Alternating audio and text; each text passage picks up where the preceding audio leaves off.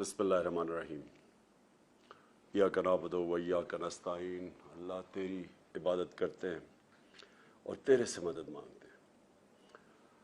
जहाँ तक मुझे पता है, आप जो देख रहे हैं, यूरोप में लोग देख रहे हैं, आज मुझे सुन रहे हैं, और दूसरा इंग्लैंड के अंदर। तो मैं सबसे पहले तो आप सबको खराज तहसीन पेश करना चाहता हूँ कि जिस भरपूर तरीके से आपने ये जो मुल्क में साजिश हुई है, इसके अगेंस्ट जिस तरह आपने प्रोटेस्ट किए हैं, मैं अपने मुल्क की तरफ से आपको खराज तहसीन पेश करना चाहता हूँ।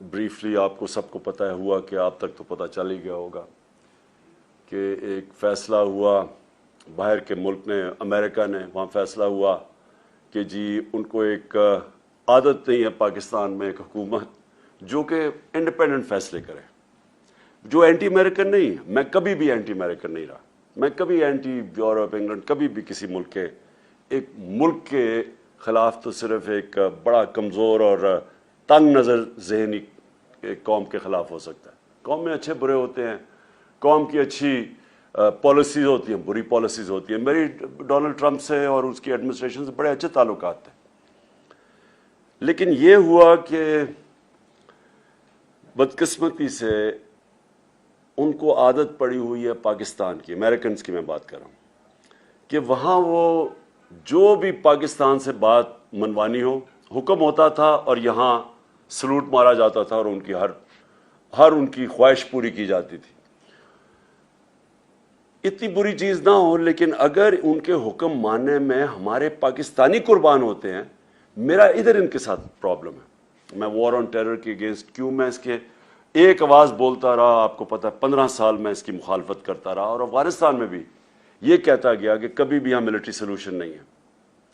तो मैं इसलिए कह रहा था कि हमारे एक सरबराह ने एक धमकी के ऊपर पाकिस्तान को उनकी जंग के अंदर शामिल कर दिया, और उससे हमारे लोगों को जो नुकसान हुआ, और आप यूरोप में और इंग्लैंड में, मुझे पूरा पता है कि क्योंकि मेरा आना जाना ओवरसीज़ पाकिस्तानी के साथ और इंटरेक्शन बहुत ज़्यादा रहा है। पहले क्रिकेट की वजह से ओवरसीज़ पाकिस्तानी को मैं बेहतर जानता था, क्योंकि जिधर मैं मैच खेलता था हमारे पाकिस्तानी आते थे, ज़रूर अपनी टीम को बैक करते थे। और उसके बाद शौकत खानम कैंसर हॉस्पिटल बनना ही नहीं था अगर आप ओवरसीज़ पाकिस्तानीज़ मेरी मदद ना करते। और इसके लिए मुझे फिर जिधर भी पाकिस्तानी कम्युनिटीज़ थी उनसे मेरा इंटरेक्शन हुआ। तो जब ये वॉर ऑन टेरर हुई, पहले तो पाकिस्तान का ना लेना ना देना 9/11 से, हमें उसके अंदर धमकी के ऊपर वो वर्ड जनरल मुशर्रफ ने अपनी किताब में लिखा है कि उसने उनका आर्मिट्रेज, उनका कोई जो भी था, उसने धमकी दी कि we will bomb you into stone age. Pressure नहीं ले सका, एक धमकी में मुल्क को शामिल करवा दिया उस जंग में, और फिर हम गिरते ही गए, डिमांड्स उनकी बढ़ती गई। पहले तो कहा था लॉजिस्टिकल सपोर्ट देनी है, फिर हमने पूरी अपनी उनके कहने पे फौज भिजवा दी कबायली इलाके में, और उसके बाद जो फिर पाकिस्तान में हुआ, आप याद रखें कबायली इलाके से सारी अफगान जहाद लड़ी गई थी। जब हमने उनकी पहले मदद की थी सोवियत यूनियन के अगेंस्ट, तो सारी जहाद कबायली इलाके से लड़ी गई थी। तो कबायली इलाके के लोगों को हमने कहा था कि जहाद बहुत अच्छी चीज़ है। जब एक हमारे हमसाए मुल्क में फॉरेन ऑक्यूपेशन हुई तो इसके खिलाफ लड़ना जहाद है। अब जब अमेरिकन वहाँ पहुँच गए तो अब हम उन्हीं लोगों को कह रहे हैं कि उनके खिलाफ जहाद थी, सोवियट्स के खिलाफ अब दहशतगर्दी है। उसका नतीजा क्या हुआ? क्या वो रोबोट्स तो नहीं थे? उनको हमने पहले जहाद के लिए तैयार किया, और अब हम कह रहे हैं कि ये टेररिज्म है, वो हमारे खिलाफ हो गए। और पाकिस्तान ने सबसे भारी कीमत अदा की अमेरिका की वॉर ऑन टेरर में शिरकत करने की। बाकी नेटो अलाइज भी थे, किसी को, यानी सारे नेटो अलाइज और अमेरिकन जितने फौजी इसके अंदर मारे गए वॉर ऑन टेरर में, अफगानिस्तान और अफगानिस्तान में, उन सारों को सबको इकट्ठा भी कर लो तो उससे 3 गुना ज़्यादा पाकिस्तानी फौजी मारे गए, हमारे फौजी शहीद हुए, और 80,000 पाकिस्तानी जानें गई, मुल्क तबाह हो गया। تو میرا سارا کنٹینشن یہ تھی کہ ہماری فورن پالیسی ہونی چاہیے پاکستانیوں کے لیے، ہماری بہتری کے لیے. ہمیں اپنے ملک کو قربان نہیں کرنا چاہیے کسی اور کی فورن پالیسی آبجیکٹیوز کے لیے. یہاں پرابلم شروع ہو گیا. تو پھر چائنا کے اوپر بھی ہم چاہتے، ہمارا نیبر ہے، ہمارے اچھے تعلقات ہیں، ہم چاہتے تھے کہ آگے رائزنگ پاور ہے، ہمارا انٹرسٹ ہے کہ ہمارے ان سے اچھے تعلقات ہوں. ادھر بھی پرابلم آیا. اور پھر روس میں جب انویٹیشن ملا تو اب ہم کیوں چاہ رہے تھے، ہمارا تو بڑی پہلے سے کوشش ہو رہی تھی کہ رشیا ہمارے ساتھ تعلقات اچھے ہو، کیونکہ کولڈ وار کے بعد ہمارے، اور جو ہم نے امریکہ کا ساتھ دیا سوویٹس کے اگینسٹ افغانستان میں، تو ہمارے تو تعلقات کبھی بھی ٹھیک نہیں تھے. تو یہ پہلی دفعہ ہم نے کوشش کی، کیونکہ ہمیں بڑا فائدہ ہے خاص طور پہ گیس کا آگے، اور ہماری پہلے سے حکومتیں یہ گیس پائپ لائن کی بات کر رہی تھیں، اور یہاں گیس ختم ہوتی جا رہی ہے. اور دوسرا پھر ہم نے گندم امپورٹ کرنی تھی ان سے، اور وہاں ہم نے ان سے طے کیا کہ تیل 30% کم قیمت پہ ہمیں تیل مل رہا تھا. تو ہم نے ان سے نیگوشیٹ کرنا تھا اپنے لوگوں کی بہتری کے لیے. ہندوستان نے نیگوشیٹ کیا اور سستا تیل منگوا رہا ہے روس سے، جبکہ ہندوستان کی اسٹریٹجک الائنس ہے امریکہ کے ساتھ. تو اس کے اوپر وہ ناراض ہو گئے. اور پھر جب بیسز کی بات آئی کہ جی افغانستان آپ جب ایویکویٹ کیا ہے تو ہم آگے جو بیسز ہوں، ہم یہاں سے اگر کوئی ٹیررزم افغانستان میں تو کنڈکٹ کیا جائے، بالکل ان ایکسیپٹیبل ہے. ہم پہلے 80,000 لوگ مروا بیٹھے، کسی نے اپریشیٹ نہیں کیا، بلکہ افغانستان کو کئی ان کے پولیٹیشنز نے بلیم کیا کہ پاکستان کی وجہ سے ہم افغانستان میں کامیاب نہیں ہوئے. یعنی اتنا بڑا جھوٹ کہ ہماری وجہ سے کامیاب نہیں ہوئے. تو پہلے ہمیں بلیم بھی کیا، ہمارا اپریشیٹ بھی نہیں کیا، ہمارے ملک کی بھی تباہی ہو گئی، قبائلی علاقہ اجڑ گیا. اور اب کہہ رہے ہیں کہ پھر سے ہمیں بیسس، تو میں نے تو کبھی نہیں ماننا تھا. ادھر سے پرابلم شروع ہوئے. اور اس کے بعد وہاں سے یہ سازش تیار ہوئی. یہاں مل گئے ہمارے میر جعفر اور میر صادق. انہوں نے پوری طرح ان کے ساتھ یہ گیم پلان بن گیا. یہ مجھے اس کا انڈیکیشن ہو گئی تھی پچھلی جولائی کے اندر، جولائی اگست میں میں سمجھ گیا تھا کہ کچھ ہو.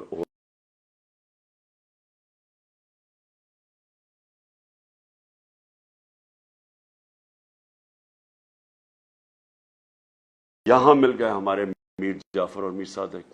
انہوں نے پوری طرح ان کے ساتھ یہ گیم پلان بن گیا. یہ مجھے اس کا انڈیکیشن ہو گئی تھی پچھلی جولائی کے اندر، جولائی اگست میں میں سمجھ گیا تھا کہ کچھ ہو رہا ہے. اور پھر یہ یہاں سے ان کے ساتھ مل کے، ان کے ساتھ یہ جو ہمارے پولیٹیکل یہ مل کے، ہمیں پتہ کیسے چلا امریکن ایمبیسی میں ان کی فریکوینسی بڑھ گئی ان سے ملنے اپوزیشن پولیٹیشن سے، ہمیں وہ ساری انڈیکیشن تھی. اور پھر جو ہمارے 4-5 جو تھے بیک بینچر جو خوش نہیں تھے ہماری پارٹی سے، ان کو امریکن ایمبیسی بلا کے میٹنگز کرنی شروع کر دی. اب دیکھیں ایمبیسیز کا کام تو فورن پالیسی ہوتا ہے، ان کا کیا کام ہے کہ ہمارے ڈسیڈنٹس جو کہ خوش نہیں ہیں ان سے میٹنگ شروع کر دی. اور انہوں نے جب یہ پھر یہاں جب نو کانفیڈنس ہوا تو سب سے پہلے ان لوگوں نے جا کے لوگوں کو، ہمارے لوگوں کو خریدا اور توڑا، اور یہ گو بٹوین بنے جنہوں نے امریکن ایمبیسیز میں جا کے میٹنگز کی ان کے ساتھ. تو اس کے بعد کیا ہوا، 7 مارچ کو ہمارے ایمبیسڈر کو بلاتے ہیں. اس کو ایک ڈونلڈ لو، ایک انڈر سیکرٹری آف اسٹیٹ، وہ جا کے دھمکی دیتا ہے. اور میں یہ آپ صرف کہنا چاہتا ہوں کہ کتنی بڑی توہین ہے 22 کروڑ لوگوں کی، کہ امریکن آفیشل جا کے ہمارے ایمبیسڈر کو کہتا ہے کہ اگر تم نے عمران خان کو اس میں کامیاب ہونے دیا، یہ جو نو کانفیڈنس موشن ہے، اگر یہ کامیاب ہوگی اور اگر یہ کامیاب ہو گئی اور عمران خان ہٹ گیا تو پاکستان کو معافی دے دی جائے گی. کس چیز کی معافی ابھی نہیں پتا، کیا ہم نے جرم کیا ہے اس کا نہیں پتا، لیکن معافی دے دی جائے گی. لیکن اگر عمران خان بچ گیا تو پاکستان کے لیے کانسیکوینسز ہوں گے. ڈائریکٹ نام لے کے ہمارے ایمبیسڈر کو کہہ رہا ہے. اور یہ سوچ لیں کہ میں وہ فورن آفس میں ہے، میں ہوں پرائم منسٹر، تو یہ کس کو دھمکی دے رہا تھا وہ. اور اگلے دن جس کو بھی دھمکی دی، اگلے دن نو کانفیڈنس موشن ٹیبل ہو جاتی ہے پارلیمنٹ میں. اور اس کے بعد یہ سارے ہمارے لوگ بھی یہ جو لوٹے ہیں یہ جا کے بکنا شروع ہو جاتے ہیں سندھ ہاؤس میں، اور ہمارے الائز بھی ایک دم پیچھے ہٹ جاتے ہیں۔ تو پوری سازش کی گئی اور اس سازش کو کامیاب کروایا گیا یہاں سے۔ ہمارے میر جعفر اور میر صادق ملے ہوئے تھے اس سازش میں، اور اس کے بعد گورنمنٹ جب گری، اور وہ سب کو پتہ ہے اس کے بعد کیا ہوا، 12 بجے عدالتیں کھلی اور وہ جو سارا ہاتھ باندھ کے ہمیں بالکل آئسولیٹ کر کے تو یہ گورنمنٹ ہٹائی گئی۔ لیکن جو اصل سازش اس سے بھی بڑی سازش ہے وہ یہ ہے کہ چلیں اگر ہٹائی دینا تھا گورنمنٹ کو تو چلیں کوئی ایسے لوگ لے آتے جن میں شاید کوئی اہلیت ہمارے سے زیادہ اہلیت ہوتی، کوئی ان کے پاس کوئی گیم پلان ہوتا۔ پاکستان کا کرپٹ ترین مافیا کو ہمارے ملک کے اوپر مسلط کر دیا، شہباز شریف کے اوپر اور ان کی فیملی پہ 40 ارب روپے کے انڈر ٹرائل کیسز ہیں، انکوائری سٹیج پہ کیسز ہیں، اور نواز شریف اور اس کی بیٹی کنوکٹ ہو چکے ہیں۔ اس خاندان کو اوپر لا کے ملک پہ بٹھانا، باپ جو ہے شہباز شریف وہ بھی ضمانت پہ، بیٹا جو اس کا ہے حمزہ شریف جو ہر چھوٹے چھوٹے پیسے پکڑتا تھا، جو ان کے اوپر اوپن اینڈ شٹ کیس ہے۔ 16 ارب کا جو ایف آئی اے کا کیس ہے وہ اتنا سیدھا کیس ہے کہ نوکروں کے نام پہ پیسے لیے انہوں نے اور اس کے بعد فیملی ممبرز میں ڈسٹریبیوٹ ہو گئے۔ نیب کے اندر کیس، ٹی ٹی کا کیس کیا ہے کہ یہاں سے پیسے پکڑتے تھے، اس کے بعد ہنڈی حوالے سے ملک سے باہر بھجواتے تھے، اور پھر فیک نام کے اوپر ریمیٹنسز دکھا کے پاکستان میں پیسہ لے کے آتے تھے۔ تو یہ کیسز جن کے پڑے ہوں، اور آپ یورپ میں اور انگلینڈ میں جو دیکھ رہے ہیں، مجھے آپ بتائیں کہ کسی بھی الیکشن میں اجازت دی جائے گی اس طرح کے لوگوں کو الیکشن لڑنے کی؟ تو ہمارے ملک میں، اپنے ملک میں ان کے کیا مورالٹی ہے اور ایکسپیکٹیشنز ہیں پبلک ریپرزینٹیٹیو سے؟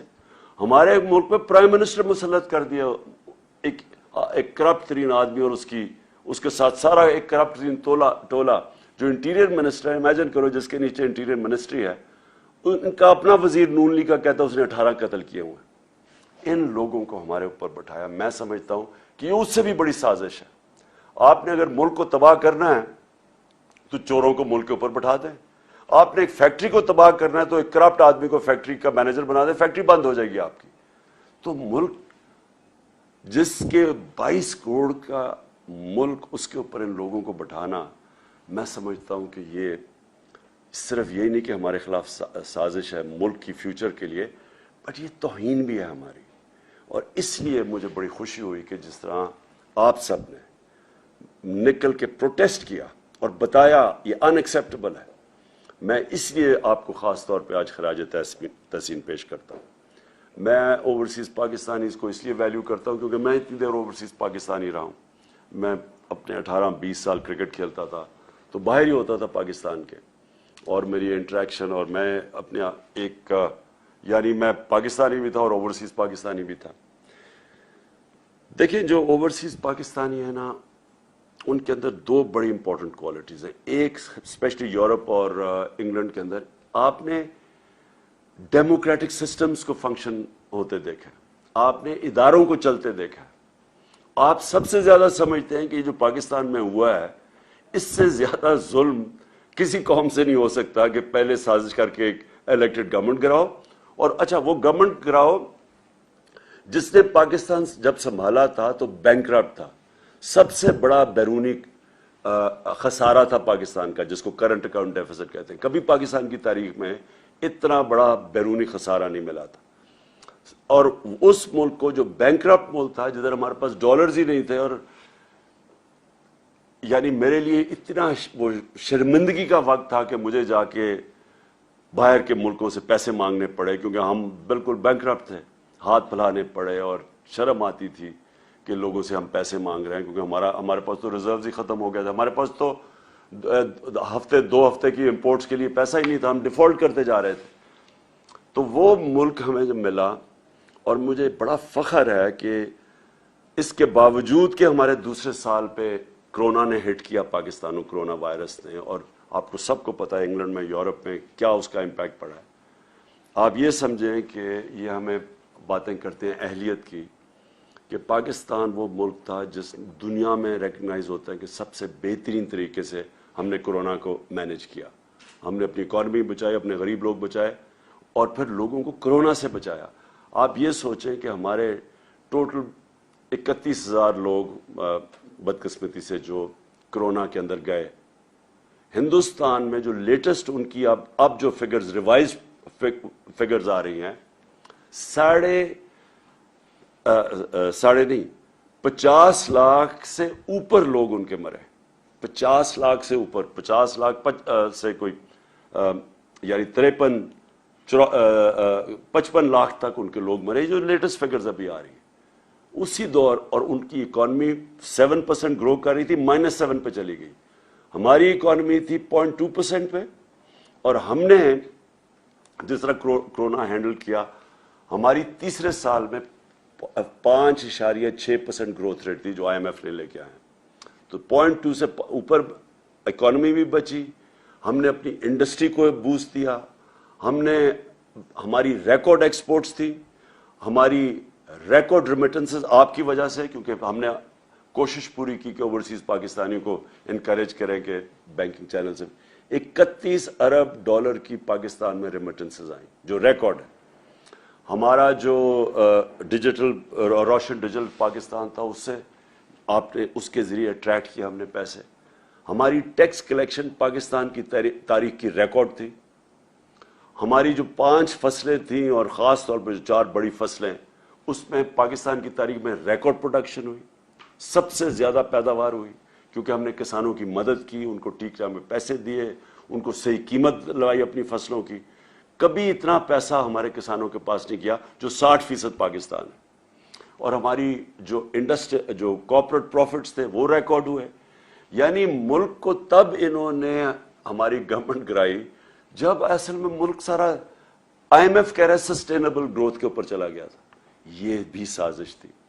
ان کو خطرہ تھا کہ اگر اور جس طرح ہمارے سارے پلانز آگے جا رہے تھے, فیوچر لانگ ٹرم پلاننگ, ان کو ڈر یہ تھا کہ اب اس کے بعد سارے مشکل وقت سے تو ہم نکل چکے تھے, تب انہوں نے گورنمنٹ گرائی. اب میں آپ کو جو سازش کا بریف طریقہ بتاؤں کہ یہ جب باہر سے سازش کرتے ہیں, یہ کرتے کیا ہے. جو پرائم منسٹر مصدق تھے 1950 کی دہائی میں, 54 میں جب تھے وہ ایران میں, تو اب تو CIA کے پیپرز ڈی کلاسیفائی ہو گئے نا, تو آپ وہ پورا پڑھ لیں کہ اس کو کیسے کرایا گیا تھا MI5 نے اور MI6 نے اور CIA نے. طریقہ کیا تھا, اور اس کا کیا مسئلہ تھا کہ وہ چاہتا تھا کہ ایران کے تیل سے ایرانیوں کو فائدہ ہو. وہ ان کی جو برطانیہ کے اور امریکنوں کی کمپنیاں تھیں, وہ زیادہ پیسے وہ لے کے جا رہی تھی, وہ چاہتا تھا ایران کو فائدہ ہو. اس کی وجہ سے انہوں نے اس کی گورنمنٹ گرائی. اور کیسے گرائی؟ سب سے پہلے میڈیا پہ پیسہ خرچ کیا, اس کو برا بھلا اس کے خلاف کیمپین کی گئی. میں آج پوچھتا ہوں میڈیا سے, اپنے میڈیا سے, ذرا آپ بھی پوچھا کریں کہ کدھر گئی مہنگائی. اب تو مہنگائی ہمارے دور سے اب تو ریکارڈ مہنگائی پہنچ گئی ہے. بجلی کی قیمتیں بڑھا دی ہیں انہوں نے, گھی ریکارڈ قیمت پہ, ہر چیز کی قیمت بڑھ گئی ہے. اب کیوں نہیں مائک پکڑ کے لوگوں کے پاس جا رہے جی کہ بتائیں جی کیا حالات ہیں اپنے؟ اب کیوں نہیں پوچھتے؟ ہمارے تھوڑا سا اتنا سا قیمت بڑھتی تھی, جا کے مائک پکڑ کے لوگوں سے کہتے تھے جی دیکھیں گورنمنٹ نے تباہ کر دیا, کدھر ہے نیا پاکستان. پیسہ چلا تھا اس کے اوپر, یہ پیسہ چلایا تھا ہماری گورنمنٹ کو ڈیگریڈ کرنے کے لیے. اور بالکل یہ مصدق سے انہوں نے کیا. پھر انہوں نے پیسہ چلایا اس کی اپنی پولیٹیکل پارٹی کے پولیٹیشنز پہ, جو ہمارے پہ پیسہ پہ, یہ سندھ ہاؤس میں جو نیلام گھر بنا ہوا تھا, پیسہ چلا تھا ان کے اوپر. پھر انہوں نے ڈیمونسٹریشنز کروائیں جو اپوزیشن پارٹیز تھی. یہ سارا جب مصدق کو گرایا تھا, آخر میں جب مداخلت ہونے سے پہلے یہ سب کچھ کیا تھا. انہوں نے بھی لانگ مارچ, کبھی فضل الرحمان آ رہا ہے لانگ مارچ, کبھی وہ بلاول آ رہا ہے سندھ سے لے کر لوگوں کو, وہ ساری فیل ہو گئی کیونکہ لوگ ان کے ساتھ ہی نہیں تھے. آخر میں انہوں نے ہمارے پاس یہ جو کیا. اور میں جو آپ سے اوورسیز پاکستانیز آپ سے جو میں نے امید لگائی ہے وہ یہ کہ آپ نے اپنے پولیٹیشنز کو, کیونکہ اگر کسی کو بھی وہاں انہوں نے پتہ نہیں چلنے چاہیے پاکستان کی جو نیوز ہے, باہر نکلنے نہیں دی کہ یہ ہوا کیا پاکستان سے. وہاں باہر بتایا جی عمران خان بڑا انپاپولر ہو گیا تھا, لیکن جی اس کو گرا دیا. انہوں نے کوئی یہ نہیں بتا رہا کہ ہمارے پاس وہ جو میں نے اس کو ڈی کلاسیفائی کر کے وہ جو ڈاکیومنٹ ہے جو سائبر ہے, جو مراسلہ ہے, जो हमारे एम्बेसडर ने भेजा, जो 2 दफ़ा नेशनल सिक्योरिटी काउंसिल के सामने प्रेजेंट हुआ, जिसके अंदर वाज़े ये सारी चीज़ें एम्बेसडर ने खुद कंफर्म किया कि किस तरह की धमकी दी गई थी, और पता था उनको कि नो कॉन्फिडेंस मोशन आ रही है, और उनको और उसके ऊपर धमकी दी कि इसको कामयाब करना है। तो अब तो क्लियर हो गया सब कुछ। अब तो इनको भी मानना पड़ा कि जनाब वो सारा कुछ ऑथेंटिक है, लेकिन बाहर नहीं पता, आपके यूरोप में नहीं पता, इंग्लैंड में नहीं पता, इन्होंने सप्रेस किया हुआ है। वो भी उनकी भी मीडिया उनकी स्टेट पॉलिसीज के साथ रहती हैं, और उन्होंने कहा होगा कि ये भी हमारे नेशनल इंटरेस्ट में। लेकिन आपको कम से कम ये पूछना चाहिए अपने पॉलिटिशियन से, लोगों को लिखना चाहिए, लेटर लिखना चाहिए कि ये जो हुआ है ये क्या, ये आप अलाउ करेंगे अपने मुल्क में? क्या हिंदुस्तान में आप करेंगे? ये एक 22 करोड़ लोगों के मुल्क में ये जो इन्होंने किया है, कम से कम आपको letter to the editors campaign, अब तो सोशल मीडिया कैंपेन आप कर सकते हैं। आप प्लीज इसके अंदर जरूर शिरकत करें, क्योंकि वहां आपकी आवाज असर करती है, लोगों को अफेक्ट करती है। लोगों को पता है जब एक आप पूरी कैंपेन चलाते हैं, और मैं कह रहा हूं सोशल मीडिया पे कैंपेन चलाए, लेकिन आवाज जरूर अपार्ट फ्रॉम प्रोटेस्ट जो आपने किए ये जरूर करें। दूसरी चीज, हम पूरी, अब हमने तो ये एक्सेप्ट कभी नहीं करना। मैंने अभी जलसे कर रहा हूं, लेकिन मैं इंशाल्लाह 20 तारीख के बाद कॉल दूंगा इस्लामाबाद की, और मैं ये मेरी 26 साल की पब्लिक डीलिंग के अंदर ये मेरा तजर्बा है कि कभी पाकिस्तान की तारीख में इतनी बड़ी पब्लिक नहीं निकलेगी जो इंशाल्लाह इस्लामाबाद पहुंचेगी। और मैंने कभी पब्लिक में इतना शऊर और बेदारी नहीं देखी जो आज पाकिस्तानी कौम में है। मैंने कभी पाकिस्तानी कौम को इतना मुत्तहिद नहीं देखा। सिर्फ मैंने एक दफ़ा 1965 वॉर में देखा था, मैं 13-14 साल का था, मुझे अभी भी याद है कि किस तरह सारी कौम इकट्ठी हो गई थी। उसके बाद ये पहली दफ़ा मैंने देखा कि सारी कौम इकट्ठी हो गई है एक चीज़ के ऊपर कि गुलामी नामंजूर, इम्पोर्टेड हुकूमत नामंजूर। ये सारी पाकिस्तानी कौम में नारा चल पड़ा है। इन्होंने इतनी बेशर्मी की कि वहाँ इनको आवाज़ें लग गई जाके मदीना के अंदर, और हमारे ऊपर केसेस कर दिए, ब्लास्फेमी केसेस कर दिए। सोचे कि इनको शर्म नहीं आती कि उसके ऊपर हमारा यहाँ शब दुआ हो रही थी, हमें पता ही नहीं है कि ये पहुंचे हुए मदीना। और उस वक्त इन्होंने हमारे ऊपर केसेस किया, और शेख रशीद के भतीजे को इन्होंने पकड़ के जेल में डाल दिया। ये है वो हुकूमत जो लेके आए हैं, क्रिमिनल्स की हुकूमत है। इन्होंने सारी जिंदगी ये किए, झूठे केसेस, मुखालफिन के खिलाफ डराना धमकाना, और जो ना डरे उसको खरीद लो, या खरीदो और या फिर। तो इन्होंने वो जो केसेस किए, मेरी एक कंटेंशन है कि दुनिया के किसी हिस्से में जिधर पाकिस्तानी है, ये हुकूमत के लोग चले, इनको 2 नारे लगेंगे हर जगह, गद्दार और चोर, कहीं भी ये चले जाए, क्योंकि इस वक्त कौम में कंसेंसस हो चुका है इस चीज का। और इसलिए मैं लोगों को, एक पुरअमन एहतजाज होगा हमारा इस्लामाबाद में। हम कभी नहीं चाहते कि किसी किस्म का इंतशार हो, बल्कि हम फैमिलीज को भी बुला रहे हैं।